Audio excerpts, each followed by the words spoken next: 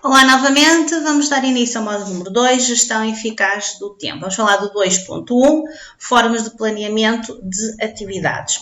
O planeamento de atividades de sala de aula, a meu ver, e normalmente são elaborados dessa forma, são diários. E quando falo diários, eu falo do plano de atividades semanal. E nós, quando elaboramos o plano de atividades, temos que ter sempre em conta o relacionamento interpessoal e intrapessoal das crianças, porque nós estamos aqui a elaborar um conjunto de atividades com objetivos e em que as crianças possam vir a obter competências dessas, sejam elas sociais ou cognitivas. Então, como é que nós elaboramos este plano de atividades? Quando fazemos este plano de atividades, nós temos que ter em conta a rentabilização das áreas, ou seja, o espaço interior e o espaço exterior. E para isso nós temos que ter em consideração alguns pontos fundamentais. O ritmo de desenvolvimento da própria criança, ela tem o seu timing de crescimento, ela tem o seu tempo de crescimento. Procurar atividades e brincadeiras que façam com que o aumento da sua complexidade venha a criança a adquirir algumas competências, novas competências, ou então aperfeiçoar as competências que já tinham sido adquiridas. Ter em conta a faixa etária do grupo em que se está a trabalhar. Quando se elaboramos o plano de atividades, eu não vou fazer um plano de atividades numa criança para um grupo de crianças de 5 anos, vou fazer exatamente igual para um grupo de crianças de 2 anos, porque são completamente diferentes os níveis de desenvolvimento. Ter em conta o espaço em que as crianças possam circular, as áreas que estão disponíveis dentro de sala. Num jardim de infância, o normal, eu digo o normal porque há jardins de infância que não o têm, são aquilo que nós chamamos os cantos. Os cantos quais são? Temos o canto do faz de conta, temos o canto do conto, o canto da música, o canto da ginástica, em que as crianças vão desenvolvendo algumas competências nas brincadeiras. O de faz de conta é o normal delas, elas têm lá uma caminha com bonequinhas, com cozinha e uma data de brinquedos em que elas podem fazer de conta que são as mamãs e que são os papás, ou que são os médicos, ou então que são vendedores, porque existem infantários que têm uma data de brinquedos em que elas possam adquirir essas competências. Ter em conta esse espaço e essas áreas disponíveis para as crianças poderem brincar. O facto das aprendizagens das crianças mais pequenas serem atividades mais individualizadas na questão da prestação de cuidados pessoais. Eu estou a falar, por exemplo, das crianças no berçário, ou a criança até 1 ano, mais ou menos. Porquê? Porque as crianças o que nós podemos lhes possibilitar é a prestação de cuidados pessoais. É a mudança da fralda, é a alimentação, é o carinho, o cuidado que temos para com ela. Mas à medida que as crianças vão desenvolvendo, a aprendizagem pode passar a ser introduzida no plano de atividades, não sendo elas não planificadas. Ou seja, se temos crianças de 1 ano, eu não vou exigir àquela criança que me diga o A, o E, o I ou o U. Não é? O que eu vou avaliar aquela criança é quando ela brinca a nível espontâneo. A colocação dos blocos, começar o gatinhar.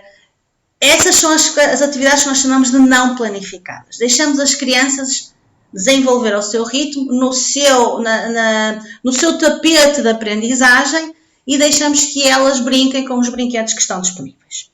Quando a faixa etária começa a ser mais elevada, aí nós temos que ter a exigência de fazer atividades planificadas e estruturadas com objetivos. Objetivos de adquirirem competências, socialização, cognitivas, até mesmo físicas e mesmo a nível dos seus pais e a nível individual. Ter sempre em atenção o respeito individual dos interesses de cada criança. Sempre. Porque elas são importantes, elas têm interesses. É dar a opinião de gostar daquela brincadeira e porque é que não gosta daquela brincadeira. Porque há brincadeiras que até eles podem se sentir mal, não se sentem de forma à vontade a brincar com aquela brincadeira. E há uma coisa que tem que ter em conta. Um rapaz, um menino, que queira brincar com bonecas, não lhe devem tirar a boneca. Uma menina que queira brincar com carrinhos, não devem tirar o carrinho à menina. São interesses pessoais que eles têm. E é aqui que nós não devemos criar os estereótipos, os juízos de valor. Porque as crianças, se um menino gosta de brincar com uma boneca, deixem o menino brincar com a boneca. Não quer dizer que o menino vá ter uma orientação diferente de outra criança. Porque gosta de brincar. Se gosta de se vestir de princesa, deixem-no vestir de princesa. Se a menina gosta de se vestir de príncipe, deixem a menina vestir-se de príncipe. Aí é o respeito pelo interesse individual da criança. No plano de atividades de sala, ele é composto por algumas estruturas. Temos o primeiro, que é o plano das rotinas, tal como da outra vez eu falei-vos da rotina diária da criança. Tem que ser flexível e individualizada, também dentro das necessidades de cada uma delas. As atividades e as brincadeiras livres e espontâneas, que normalmente ocupam grande parte do tempo. Depois temos aquelas atividades e brincadeiras mais estruturadas, está bem? Em que aqui nós estamos então com o objetivo de adquirir competências individuais e em grupo.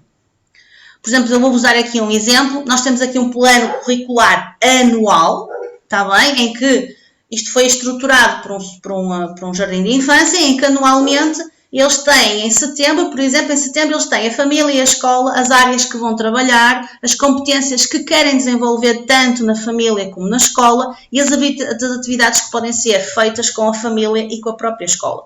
E depois temos, por exemplo, em dezembro, que é sempre aquelas atividades mais engraçadas que nós estamos a falar na questão do Natal, não é? Em que também é exatamente a mesma coisa. Então, o anual. Porque depois, dentro deste anual, vêm então as atividades semanais. Eu vou-vos dar outro exemplo, por exemplo este aqui, que é um plano de atividades semanal, está muito criativo.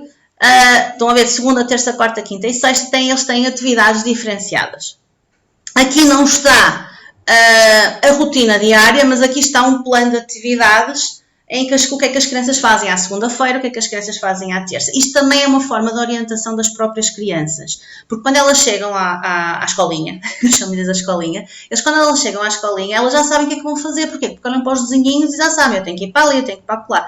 Portanto, obviamente que o plano de atividades vai sendo desenvolvido de outra forma. Às vezes são eles que fazem os desenhos, são eles que fazem as colagens, há tarefas que são impostas dentro de sala de aula, cada semana, cada grupo de meninos tem que arrumar os brinquedos ou tem que organizar algo dentro da sala. Pronto. Isso são atividades que a própria educadora e a própria técnica de ação educativa vão estabelecendo diariamente. E as crianças vão adquirindo isto e vão decorando, se podemos dizer isto. Nós estamos a fazer o quê? Um trabalho de estruturação cerebral. Porque são impostas, podemos falar, são impostas regras. São regras flexíveis. São regras em que as crianças até se sentem bem a fazê-las, a cumpri-las, digamos, porque é algo que vem delas e elas até sugerem. Incrível que pareça, vocês vão ver aqui a sexta-feira. Por exemplo, a sexta-feira, ao final da tarde, eles fazem a conclusão e a arrumação dos trabalhos e fazem o balanço da semana, que é o que eles chamavam de reunião em conselho. A reunião em conselho não é uma reunião com os técnicos, é a reunião com a educadora e a técnica de ação educativa e as crianças, em que a educadora e o técnico de ação educativa perguntam como é que correu a semana, se sentiram bem, o que é que fizeram mal, o que é que fizeram bem, e eles próprios vão a que é que vocês gostavam de fazer, que tipo de atividades é que gostaram mais de fazer, e são eles próprios que nesta reunião em conselho vão dar as suas opiniões. E nós estamos o quê? Estamos aqui a trabalhar as competências e a responsabilização, que é muito interessante. Não digo que todos os jardins de infância cumpram com isto, está bem? Existem jardins de infância que o fazem, porque acham que é necessário parar e falar com estas crianças, está bem? Porque elas fazem parte da equipa. Elas fazem também, são elas que dizem aquilo que gostam e que não gostam de fazer. Porque mostram interesse. E isto devia ser feito em todos os jardins de infância, em todas as escolas até, mesmo a escola primária e mesmo a escola preparatória e secundária. Devia haver um dia, que fosse o final da semana, em que houvesse uma reunião, nem que fosse na disciplina, por exemplo, vamos falar da questão da preparatória e da secundária, nem que fosse na disciplina de cidadania. E conversarem, porque é isto que falta. Na nossa educação falta a palavra fundamental, que é comunicação. Enquanto os técnicos educativos não tiverem noção de que comunicação é importante, estas crianças vão deixar de se comunicar. Porque elas agora já não se comunicam, não é? Porque as tecnologias fazem por elas. E aí surge a preguiça. também.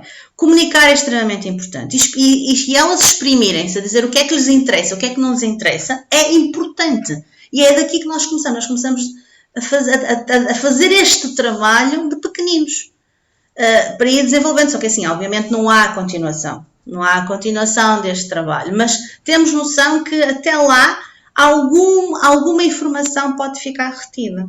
Está bem? Obrigada e até breve.